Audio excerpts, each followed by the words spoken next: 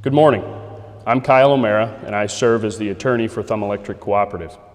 After last year's annual meeting was postponed several times and then eventually canceled altogether due to COVID, it's good to be here today for an abbreviated annual meeting.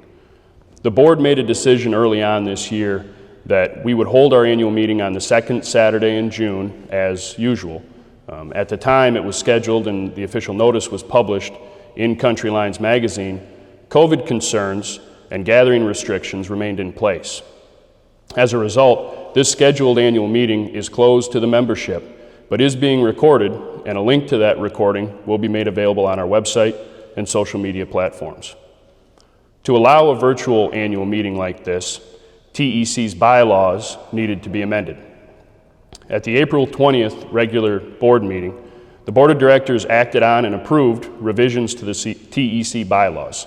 Specifically, Article 2, Meeting of the Members, Section 4, Quorum, and Section 5, Voting. In order for these bylaw changes to be effective, they must be affirmed by a vote of the cooperative membership. The cooperative retained the services of survey and ballot systems to conduct the 2021 member mail-in and electronic voting. Detailed information was published in the May-June edition of Country Lines magazine regarding the revisions to be voted on by the membership. The language contained on the ballot was as follows. Do you approve the proposed amendments to Article 2, Sections 4 and 5 of the TEC bylaws as published in the May-June edition of Country Lines? Said amendments relate to the member meeting and would allow for the establishment of a quorum based on the number of votes cast and would allow voting on all issues by mail-in and electronic ballot. The result of this ballot question was 459 yes votes and 39 no votes. Thus, the membership has affirmed the action taken by the board, which allows us to conduct the 2021 annual meeting in a virtual format here this morning. The quorum requirement of 50 has also been met, with 529 members having participated and cast their votes.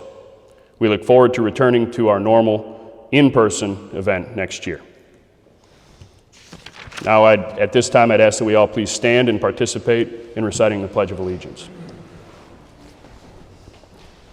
I pledge allegiance to the flag of the United States of America and to the republic for which it stands, one nation, under God, indivisible, with liberty and justice for all. Thank you. Go ahead, be seated. Now, I would like to introduce the current TEC Board of Directors and General Manager. As I call your name, if you could please stand. For Huron County District 1, Randy Dice. Huron County District 2, Craig Osentoski. Good morning. Huron County District 3, Beth McDonald. Sanilac County District 1, Kim Nunn. Good morning. Sanilac County District 2, Mike Browlett. Good morning. Sanilac County District 3, Dwayne Krasinski. Good morning. Tuscola County District 1, Louis Wenzlaff. Good morning. Tuscola County District 2, Jonathan Finley. Good morning.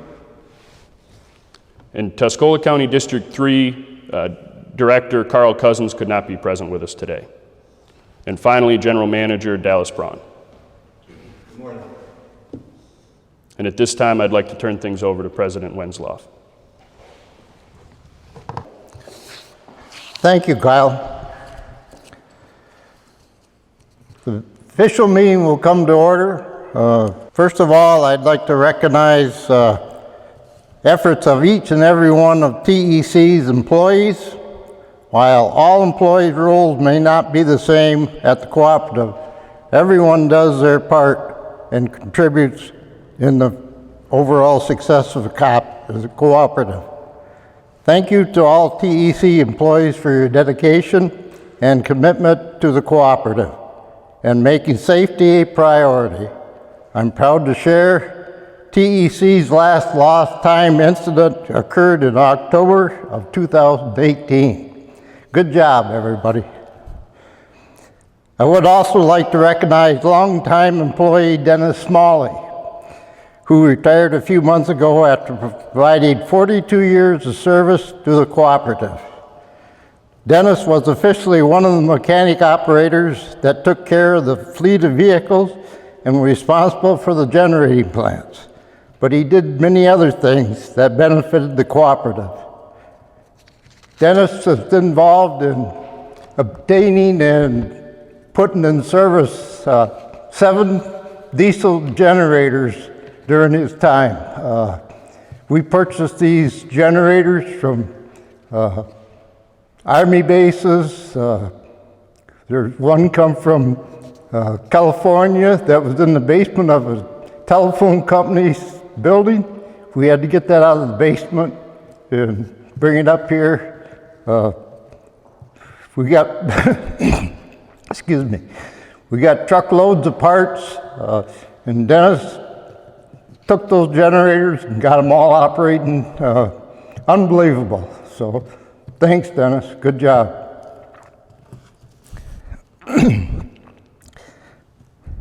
Since we did not have an annual meeting in 2020, there weren't any minutes to review. However, the minutes of the 82nd annual meeting held on June 8, 2019 have been published in the recent May-June edition of the Country Alliance for members to review for their approval. Kyle shared those results with you, or will share those results with you prior to closing the meeting. Also published in the May-June edition of Country Alliance were the audited year-end financial comparisons for 2019 and 2020. I'd like to touch on a few highlights. First, the balance sheets. TEC's total electric plant increased by almost $4 million in 2018, and in 2019 increased $4.75 million. These expenditures and capital improvements, to name a few, include rebuilding miles of aging poles and wires, upgrading substation equipment, building service into new accounts, purchase of trucks and vehicles, deployment of the AMI system. As far as I know, this is completed at this time, and other investments that improve our efficiency and enhance our overall electric system's reliability. On the operating statement, TEC showed 2019 revenues of $21,965,261 and expenses of $20,297,476. These expenses include the cost to maintain the system. The resulting power profit or margin was over $1.6 million for 2019. For 2020, revenues were $22,898,154, and expenses $21,097,603, resulting in just over $1.8 million in margins for 2020. The great thing about being an electric cooperative is these margins are allocated back to the members and paid out in cash over time. In 2019, just over $1.2 million was paid back to TEC members. In 2020, just under $1.1 million was paid. Current members receive their portion of patronage payments as a credit on the May electric bills.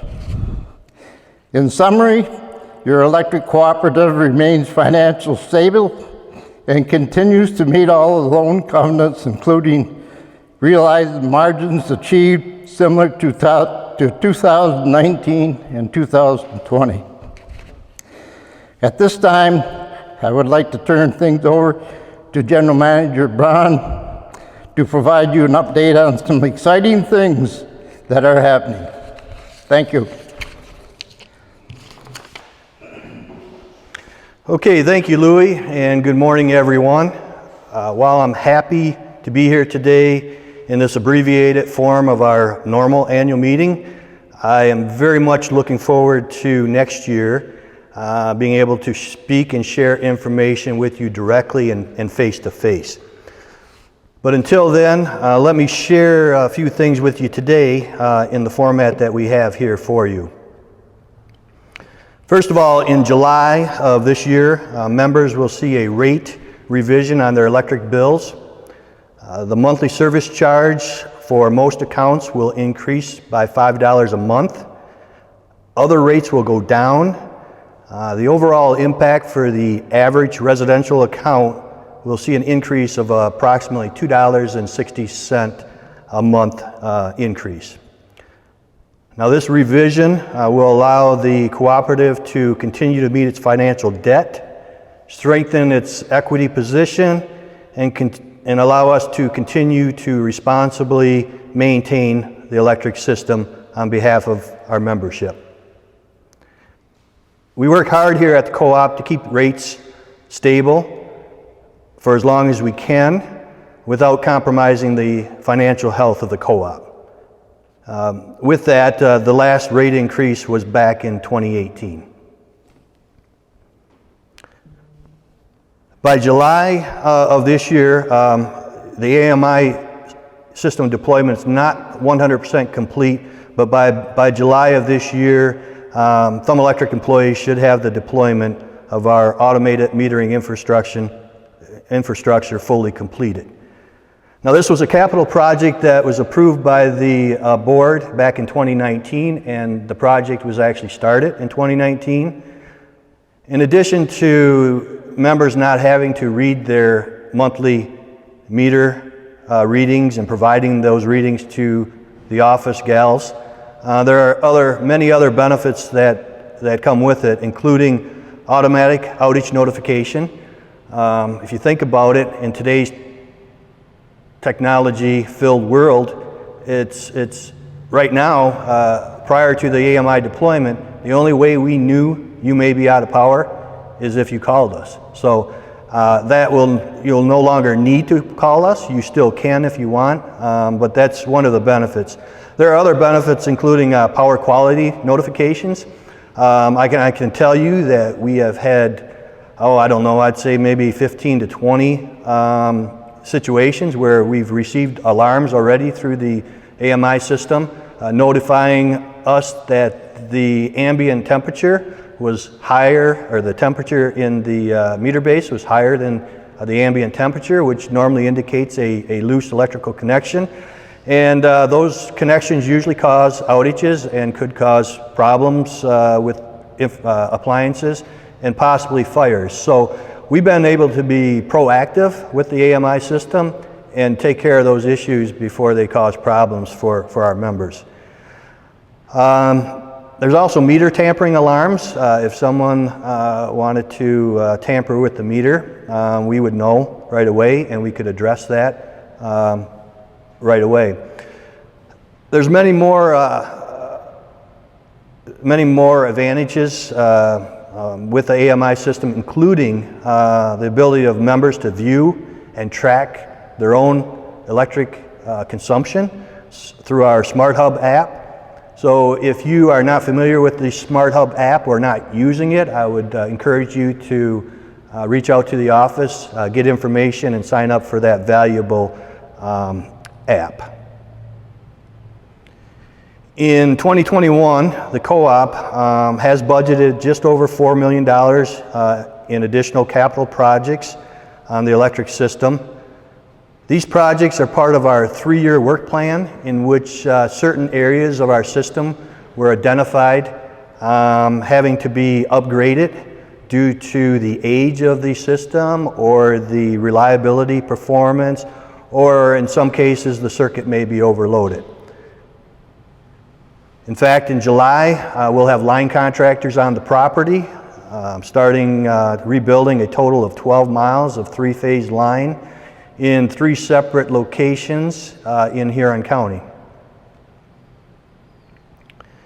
So that's my update on the electric side. Now, Louis mentioned had some exciting information to share with you.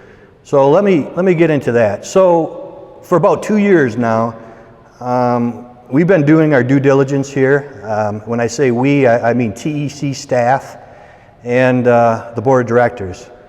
And we've been investigating the feasibility of bringing high-speed fiber internet to our members in the three-county area. So after 2 years of due diligence, we are getting into the fiber to the home internet business. As you're well aware, that high-speed internet in the rural areas is a much-needed service. And the most recent COVID pandemic really exacerbated that shortcoming of our lack of high-speed internet. So we are getting into the business. In fact, we were successful in an FCC auction last fall. We successfully secured $22.4 million over the next 10 years, which will be used to support the operations of our TEC fiber internet service. And we'll be offering TEC fiber through a business division. TEC Fiber is the name. So as we move forward, you'll hear a lot more about TEC Fiber. Earlier this year, in anticipation of the activity in building a fiber infrastructure, we purchased 10 acres, including a warehouse and an office facility on M24, just north a few miles of M46. In fact, this is where we're holding this meeting this morning. This facility and property will be the home to the new TEC fiber build-out. So we are currently planning a 5-year, $80 million fiber infrastructure build-out in the three-county areas of Huron, Sanilac, and Tuscola counties, both inside our electric footprint and outside of our electric footprint. Areas inside our electric footprint, we will be installing fiber to our existing electric poles. In those areas outside our electric footprint, we plan to install underground fiber. Again, we've been looking at this for a couple years.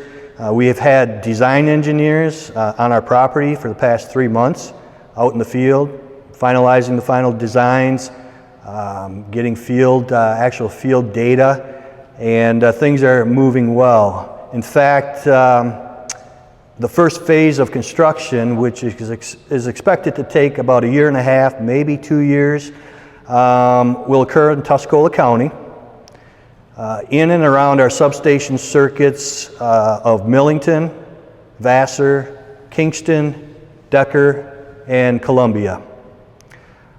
In fact, as I mentioned, things are progressing well. We actually anticipate fiber construction crews to begin in the Kingston area as soon as this August. So a lot of things happening here, and we're excited about it. And again, we have a lot of work ahead of ourselves, and are excited about it, about being able to contribute to the communities and the opportunity to bring much needed high-speed internet to our members and the surrounding areas. I'd also like to add that we continue to evaluate a couple additional opportunities that may enhance our fiber build-out plans. So as we progress in evaluating those opportunities, when the time is appropriate, we will make announcements on those opportunities if we decide they are the best interest of the cooperative. So stay tuned to that. We will try to keep you posted as we progress. We'll use our social media platforms and our website, probably have a few press releases, but we'll do our best to keep the membership interest up to date. We continue to work with our statewide and national organizations to ensure that issues that may affect the availability, reliability, and affordability of electricity and high-speed internet services are heard by our elected officials in Lansing and Washington, D.C. I would also like to thank those Thumb Electric members that are currently supporting ACRE.